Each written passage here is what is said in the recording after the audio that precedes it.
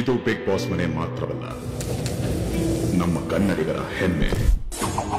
Big boss ಅನ್ನೋದು ಕರ್ನಾಟಕದ ಕನ್ನಡಿಗರ ಹೆಮ್ಮೆ ಅಂತ ಹೇಳ್ತಾರೆ, ಅದು ನಿಜಾನ ನಿಮ್ಮ ಪ್ರಕಾರ?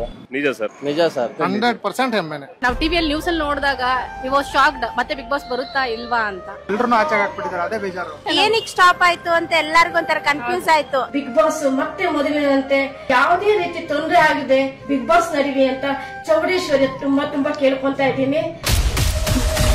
ಕನ್ನಡಿಗರೆಲ್ಲ ಹಚ್ಚಿ ಸಂಭ್ರಮಿಸೋ ಈ ಜ್ಯೋತಿ ಆರಲು ಅಸಾಧ್ಯ.